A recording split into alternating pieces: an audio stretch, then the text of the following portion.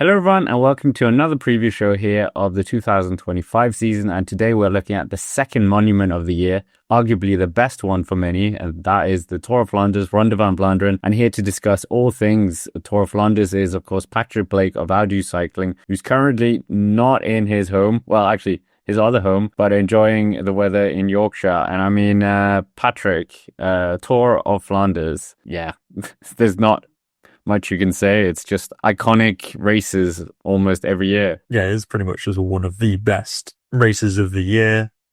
Everyone sits down on Sunday to watch the Ronde. We've had a lot of build-up, we've had a lot of cobbled races so far, and it's really exciting to see who's in good form. Obviously, we've got some big contenders for the victory on Sunday. It looks like it's going to be good weather, unlike last year where it was absolutely biblical weather. You know, Van der Poel winning last year. I can't remember what happened to Jorgensen last time round.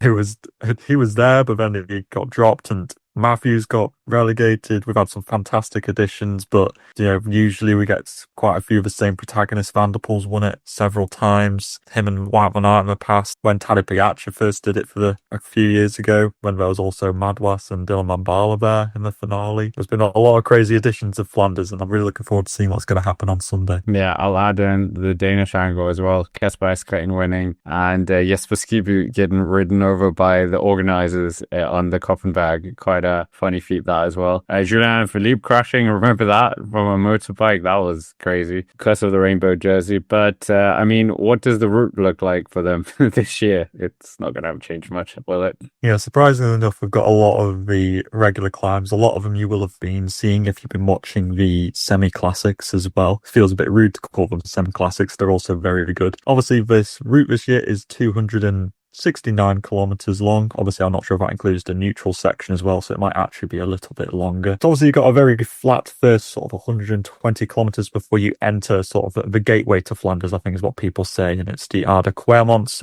that is taken in 3 times in this route. Then we go into, say, like the Wolkenberg, the Molenberg, the Pad de Straat, onwards and upwards. We then go on to our first Aarde Quermont Paterberg combination. That's what really makes this race so brutal. And the Aarde Quermont Paterberg combination, that's where a lot of decisive moves are made. And after that first sort of combination, we go on to the Koppenberg, the Steekbundries, the Tyenberg, onto the Aarde Kruisberg, and then finally onto the final Aarde Quermont Paterberg combination, coming at about 250 kilometers into the 269 kilometer route. So it's not long from a Paterberg to the finale in Oudenaarde, but it's brutal because it's probably just 10 kilometers of just flat road, and who knows what's going to happen by then. Sometimes we've just had people riding solo to the victory. Sometimes we have a duo and we have a kind of head-to-head sprint at the end, which will be pretty exciting if that's the case this time around. Yeah, who that is going to be for many people is Mathieu van der Poel and Tadej Pogacar. This will be their third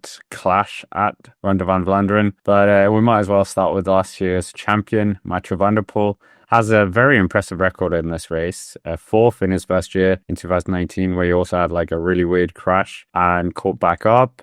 2020, that legendary battle with Wout van Aert, where he came out on top. Then 2021, losing to Kasper Asgreen. 2022, winning again after Tadej Pogacar was boxed in, but a very epic clash with those two. Then we go to 2023, that's where Tadej Pogacar, that's not who we're talking about right now, but he took the win and Mathieu van der Poel was second. And then last year, Mathieu van der Poel, like you said, riding away from everyone, including Mathieu Jorgensen. And yeah, that means he has this very strange record as well. He's a 3-time winner, but he's never won back-to-back. So, I mean, does that mean that he's not going to win here? If that's the trend, maybe he won't. He's obviously got some pretty stiff competition. Like you say, him and Pogacar are going to be the main protagonists in this race. But Van der Poel is also, it's worth noting, undefeated in one-day races this year. He won Les Samin, then Milano San Remo, and then very convincingly E3, where he rode away from that group containing Pedersen and Ganna on the Aarde Quermont. He literally just ramped it up, just turned the screw and rode everybody off of his wheel. It looked like Pedersen might have come back, but Obviously, Van der Poel is just super strong. And then he also kind of took it easy at the end just to make sure that he was not going to crash before this big battle on Sunday. So Van der Poel is, I would say, kind of the big favourite going into this race, especially considering San Remo, where he did get the better of Pogacar, who people are considering to be his main adversary in this race. If that race is anything to go by, it's going to be quite hard to get Van der Poel off the wheel, but you could also say that these climbs are more regular than the ones in San Remo. They come a lot more frequently, and they're tougher. You know, the San Remo, the Poggio and the Cipressa, you know, their maximum gradients aren't as high as the climbs here in the Londa, and these ones are cobbled as well. So it means it makes it more favourable towards Pogacar, just because he is a lighter rider, but when it gets steeper, obviously it gets better for him. So he'll be looking towards the Paterberg, which is where Pogacar nearly cracked Van der Poel on a few occasions. So it'll be interesting to see where Pogacar decides to really put the hammer down to try and take it to Van der Poel. But going back to Van der Poel, I would still consider that he's the overwhelming favourite just because he's looked in absolutely fantastic form this year. Yeah, do you think the E3 doing that will have served him well? Because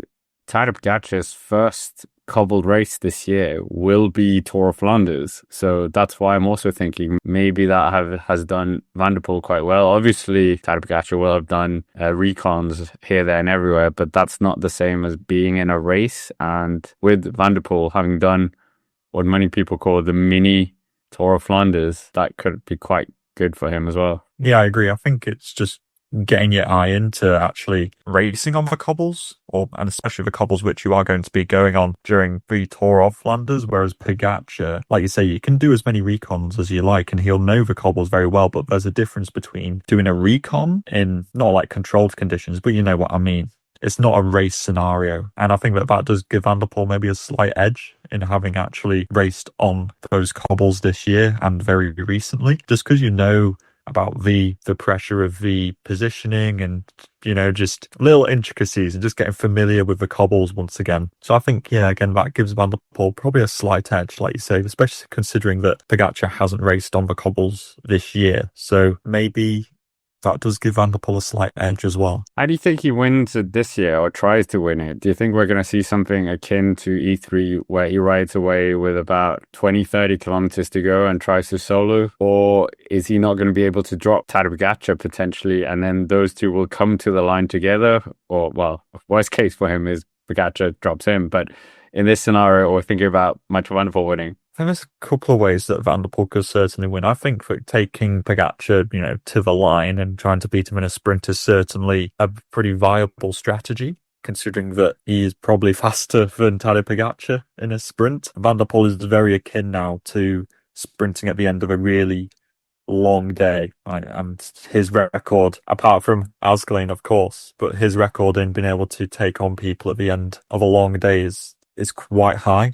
Obviously, there's Pedersen as well, but the key thing here is that Pogacar is not Danish, so therefore that won't work for him, basically. And I think that that's certainly one strategy.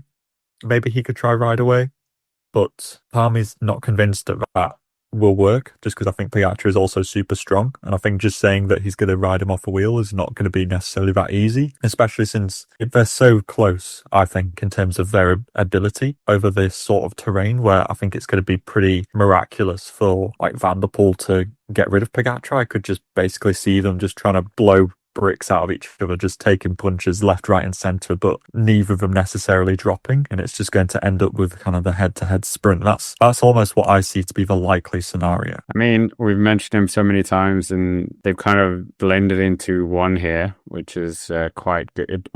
It is like one of the quote-unquote unspoken rivalries in a way, these two, because we always focus Mathieu van der Poel with Wout van Aert and Tadej Pogacar with Jonas Vingegaard, but this is that weird rivalry that we never thought we were going to be seeing. But Tadej Pogacar, phenomenal season this year. We could go through everything he's done. UAE Tour, winning that quite convincingly. Strade Bianche, where we know he did that.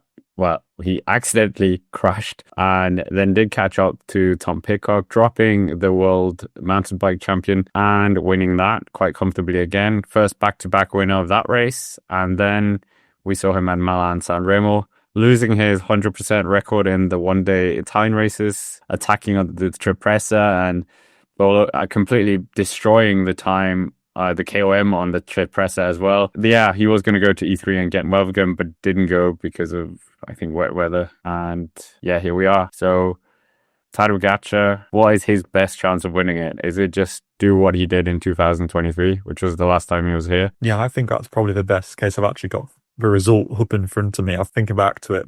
It's probably on the Paterberg where Pogacar needs to try and make the biggest difference just because it's the steepest and therefore it gives him the biggest advantage over Van der Poel just because he's a lighter rider. Van der Poel just has to generate more watts per kilo than Pogacar does on that climb. So therefore it's the best place for Pogacar to do it, especially the last time round because they're both as tired as they're going to be because they've done however many hours of racing, at least 5.5 or maybe even 6 by that point in the race.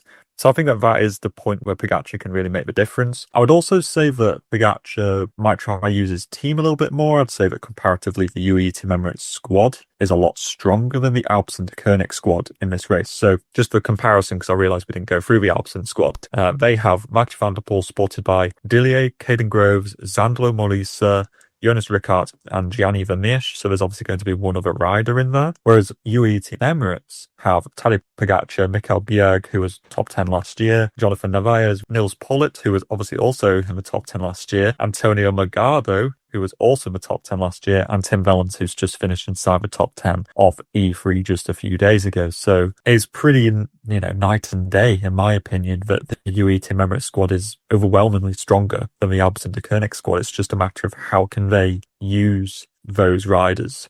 Ideally, I suppose, they try and get a couple of them up the road in a preemptive move, try and wear down the Alpecin de Koenig squad and force Van der Poel to attack. Pogacar can sit in the wheel, bridges up to all these teammates, and then they can roll attacks on Van der Poel even more, force him to burn his matches, and therefore Pogacar will have an even bigger advantage when it comes to that last Ardèche-Paterberg combination. There's a bit of an intricate plan, and I'm not saying that will be their plan, but that it makes sense. That's how they would use their team. But executing it is going to be pretty tricky. But the point remains is that the UAE Team Emirates squad is stronger than the Alpecin de Koenig squad in this race. Yeah, it also kind of reflected on last year. Do you remember how many of them finished in top 10? They had this bizarre... Yeah, it was Mikkel Bjerg, I think, Morgado and Nils Pollitt, your chosen transfer of the year. Do you think UAE Team Emirates are going to take up that favourites role and be the ones controlling the early kind of moves, or is that going to be them and Alpecin? I think it'll be them and Alpecin. You might see Visma Lease bike do it as well. But by and large, it should be Alpecin de Koenig and UAE Team Emirates. Alpecin certainly, just because I think that more of their riders are just better suited to the earlier phase of a race. I just don't think they're going to make it as far in. But realistically, Pogacar, Bjerg, Narvaez, Pollitt, Morgado and Wellens are all some sort of player in this race, or could be some sort of player in this race. So I think they're going to want to try and protect those guys for as long as possible. So I think that Rui Oliveira is going to have his work cut out early on, and that'll probably be the guy they dedicate to that early sort of 150 kilometers or so. But yeah, it's also interesting to think about how they're going to balance that. Who's going to be controlling the breakaways? How early is the race going to get opened up? And by who? Where do you think Tadej Pogacar attacks? Or just everywhere? I think it'll be on that first Ardèche-Paterberg combination.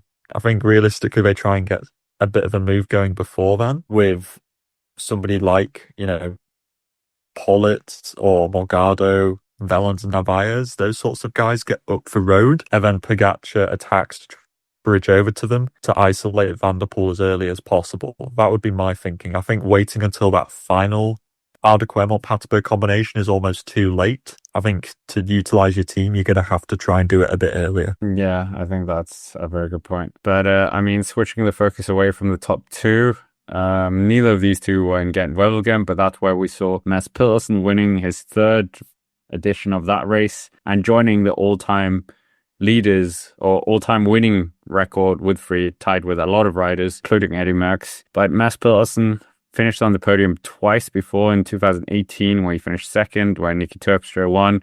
He was out there in the break, and then 2023 finishing on the podium behind Tadej Pogacar and Mathieu van der Poel. He's been very vocal this year about winning a monument, and he's also going for the all-time Danish winning record, which currently is held by Rolf Sørensen, a former winner of Ronde van Vlaanderen. But Patrick, Mads Pedersen, how do you think he's going to fare? He was close on E3 as well, but what do you think the Dane can do here? I would say that Pedersen might well be, I haven't actually checked the betting markets, but it wouldn't surprise me to see if he's the third highest for the markets, actually, just based upon the fact that he has looked very strong this year. Winning Gent-Wevelgem and the way that he won it was very impressive because it was such a long race as well. 250 kilometers. He just rode away from people.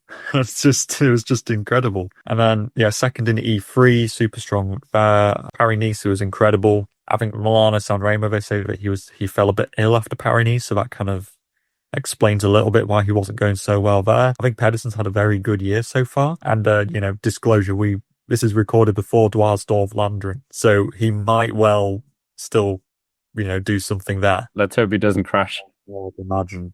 Part of me has thought, he's obviously in good form. Why bother going?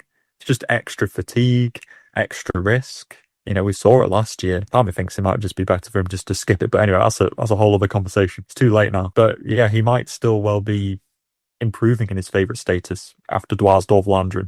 I think for me, the only problem is that based upon E3, which is as close as you're going to get to replicating Flanders, is that he came second there. Van der Poel dropped him there. And it wasn't like Pedersen wasn't trying. So it's almost, how does Pedersen manage to beat Van der Poel and Pogacar, who realistically will be dropping him on the Ardèche Clermont or the Paterberg? And the only real answer is you have to try get up the road before they start attacking. You have to hope that they're so focused on each other that they somehow let you slip up the road, which is going to be really hard to do for Pedersen because he's not like some, like you say, it wasn't like when he was in the break and he finished second and, he's a big name now. He can't just kind of go under the radar. So I think it's going to be quite tough for Pedersen because he's too big of a favourite to let up the road. But it's going to be so hard to hang on to Pogacar and Van der Poel when they start going. So I think it's just, for me, I find it hard to see how Pedersen is going to win, which sounds very sort of pessimistic. But do you see a way that Pedersen could win? As a Dane, I feel like maybe you have a more optimistic view on it. I don't see any way of him finishing better than third, if I'm honest, because like you said, he's not going to be let up the road. I think he tried some kind of attack like that in 2023. That didn't work. They just came from behind and basically rode through him. And I don't think he can hang on when Tadej Pogacar and Mathieu van der Poel do something. So I think it's going to be 2023 all over again, and he's going to probably try and outsprint Wout van Aert in a third group. If Wout van Aert is even there, who knows? What do you think of their team as well? They've been looking quite strong. I mean, him and Jonathan Milan finished on the podium in Gent-Wevelgem. I think it's a really strong looking team. Sort of an in-between of Alpecin-Deceuninck and UE, in that they've got riders who can get further into the race, namely Pedersen, Stuyven and Tom Schoens, I would say, because Schoens was 11th in E3, I believe. And then they've got Kirsch, Tim de Klerk, Dan Holer and Matthias Vacek, who I think are more kind of early fate, or Tim de Klerk for the beginning of the race, obviously. And then kind of more like Vacek, Holer and Kirsch might get a little bit further in to say 100 kilometers to go. But I think, Stuyven was very good in E3. He was in that kind of second group, looking really strong. And Schoens, based upon that 11th place, I think he's definitely got some decent form. And I think they've got a good amount of support to follow Pedersen deeper into the race. But I agree with you. I kind of feel like third place is almost a bit of the limit, unless something catastrophic happens to the big duo of Van der Poel and Pogacar. We're still in the favourite section. Do we put Visma Lease bike in here? I mean, Wout van Aert nowhere. Jorgensen 9th in E3. It's not like it's screaming that they're going to win. And there's no Ghana here as well, so that Ghana is skipping Tour of Flanders and focusing on Paris-Roubaix. But are we done with the favourites, or is there another favourite that you can kind of lobby in here before we go to the outsiders? Let me just take a quick look. I mean, it would only really be people who might have done kind of well at E3, but lumping them in with the favorite status of those big three names that we just mentioned feels a little bit wrong. And I feel like you're right. There's something just not quite working with Visma Lease bike. I feel like we're kind of done with the favorites. Should we go into the outsiders? Feels really weird to call Visma Lease bike outsiders. Okay, what is happening with this Melissa bike? I don't even know. To be fair, Jorgensen did look good at E3. I feel like his result is actually a little bit beguiling to how he actually did. He was very strong. He was a big animator in that race. It's just that in the sprint at the end, he just kind of sat up. I'm not really sure what to make of that. Whether, I'm not saying it's like, a faux pas or something. I'm just saying if you're feeling really good, you'd probably sprint at the end, wouldn't you? To kind of really kind of get the effort out, to replicate how you might be fighting for a result at the end of Flanders, for example, just getting that final sprint out. And part of me thinks, saving your legs, with a sprint at the end. I'm not very sure what to make of that. Jorgensen is obviously in super good form. He's also doing Dwars Flanders, so again, we've still got another race still to kind of gauge his form. But I think the main problem, they say what's going on with Visma Lease bike can almost be woven back to what is going on with Wout van Aert, sort of thing, because he came off his altitude camp in his wherever they went to, Tenerife, and just didn't do that great in E3. Really surprisingly. I don't know why the fact that he wasn't in that second group, which contained people who he should absolutely be able to keep up with, was a bit concerning for me. It just made me think, what's going on with Wout van Aert here? Because he should be up there. He should be able to keep up with Stuyven and Wellens and Kung. And even Tarling was up there as well. It's where is Wout van Aert? And even in the sprint at the end, didn't he get beaten? I'm just checking where he actually finished, because I think he finished behind Schoens. Yeah, he finished in 15th place in that sprint, and he was pretty well positioned. And he just looked tired. And maybe it's because it takes a while to come back from altitude training camp to actually feel good, but something's just amiss there. Maybe I'll just be eating my words. This will all sound really stupid if he wins Dwars Flanders, right? Tomorrow. Okay, so just take this with a grain of salt. But prior to Dwars Flanders, I'm a little bit concerned about Wout van Aert. And if he doesn't win Dwars Flanders, I'm going to be seriously questioning how he can do in the Tour of Flanders on Sunday. And I think just adding to the kind of conversation of what's going on with Visma Lease bike, obviously Christophe Laporte isn't here. He's just been suffering with I don't even know what, just something this year. And you got Van Baarle just hasn't been kind of a Van Baarle of years gone by. Tige Benoit, okay, he's a good rider to have around, but it's not his kind of style of race. Perston Hagen I really like as a rider, but I feel like it's just used as a domestique, and it feels like, I don't know, Visma Lease bike are just really not, it's just not gelling at the moment. Yeah, I agree. And this is Wout van Aert, a former podium finisher on Rundown, seemed destined to win it one day. But I mean, now he's the wrong side of 30, as many keep saying. And if you're not in form now, it would kind of be like now that would be peak Wout van Aert. He would have the experience, he would have the power, the leadership, etc., a strong team around him, and it's not there. We look at Omloop and Kern, Brussels Kern wasn't there, Klassiker Hayenne, nowhere. All these races where we would kind of think, well, it doesn't matter if he doesn't win, but we at least want him to be up there and be one of the riders to dictate the victory. But yeah, not quite happening. But I mean, we might as well go to some other outsiders. Yeah, well, outside of Flanders, who thought? There's a lot of champions in here as well. There's Bettiol, not Christophe Laporte, the other Christophe, Alexander Christophe, former winner as well. And Michael Matthews is also something we should put in here. I'll put it in for podcast listeners, but him talking through what happened last year. What's Tour of Flanders, how was that for you last year? Sorry. Wet, cold, and then, I mean, I'm personally very happy with my performance I did, let's be honest. I thought it was very good.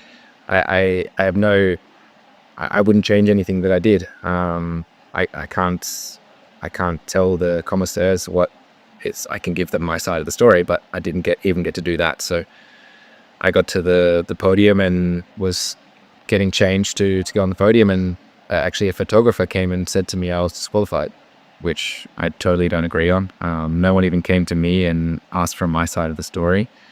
But yeah, going back, I mean, my performance in that race I was super happy with. I mean, I had to walk up the Koppenberg until I could actually find some traction, and I lost a lot of time there, but the way I came back through and continued fighting, I was very impressed with myself there to never give up. And yeah, in the final there, from 1K to go to the finish, it wasn't a sprint. There was guys everywhere. There was groups everywhere. And I rode across like 3 different groups to get to able to sprint for second place. And I mean, I was trying to get to the finish line as fast as I could. I wasn't trying to jeopardize anyone else's sprint, put anyone else in the barrier. I mean, if you ask the guys around me, they also agree that I shouldn't have been disqualified.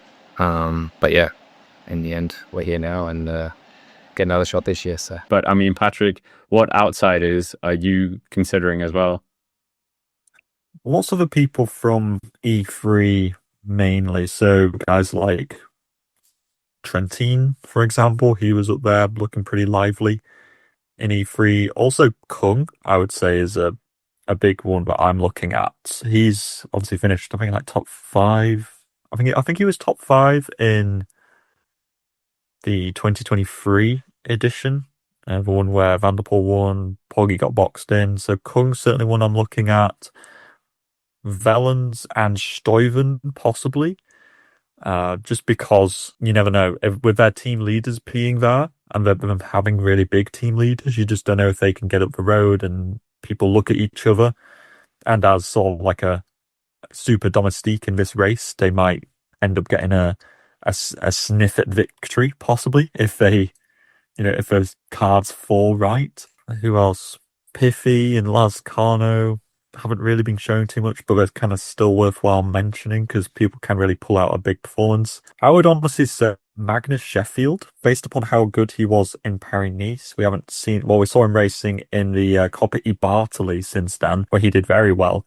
He was really animating the race. I think that Sheffield with the he's basically replacing Ganna, let's face it. I think Sheffield is a big contender for definitely a top 10. He was top 10 last year. I think that he's probably looking stronger this year than he was last year. And I think that Sheffield's a really interesting name to be looking at for this race. But other than those guys, like you say, Christoph, Tudor Pro Cycling, maybe Alaphilippe might do something. Bettiol, as you say. Michael Matthews might pick up a podium place if there's a second group sprinting it out for the victory. But I'd say probably that's about it. I mean, you could say Casper Pedersen and Amid again based upon E3, but they kind of found themselves in a very good scenario after getting in a preemptive move. But am I missing anyone? Is there anybody else you want to mention? No, I think you've wrapped it up quite neatly. But anyways, we might as well come to our favorite part of the show, the predictions. Patrick, who's your top 3 for this year's Ronde van Vlaanderen? I'm so sorry for being so basic. I'll just caveat that. I think that Pedersen will finish 3rd. I think that Pogacar will finish 2nd, and I think that Van der Poel will win. So it's basically like, yeah, it's pretty basic. It's pretty going off of like the form. I essentially just think Van der Poel and Pogacar get away. Van der Poel beats Pogacar in a sprint, and Pedersen either is solo for 3rd or he's beating other people in a sprint for 3rd place. It's pretty boring. It's pretty basic, but I'm going with the safe pick. Okay, I will go the historical one and say Mathieu van der Poel doesn't win because he won last year and he doesn't win back to back. So Tadej Pogacar wins, Mathieu van der Poel 3rd, and Wout van Aert in 2nd. My word, Wout van Aert. So I don't what. I'm flabbergasted. Yeah, I don't think that's me trying to encourage Wout van Aert. I don't think it's going to happen. Bonus pick, where do you think Alberto Bettiol, former champion, will finish? I should definitely be up there. I think he'll be a top 20. Let's go with 18th. I think he gets UCI points at that point. Okay, I'm going to say he finishes in 8th because he was quite good last year. But anyways, with that's basically it for this Tour of Flanders show, and I'm going to try and see if this YouTube feature works. Like the video if you haven't already, and subscribe to the channel, and of course check out Patrick's own channel, I'll Do Cycling. He'll do something about Tour of Flanders for sure. and Tour of Flanders, and let us know down below who you think is going to win. And of course, as always, thank you for watching, and we will see you in the next one.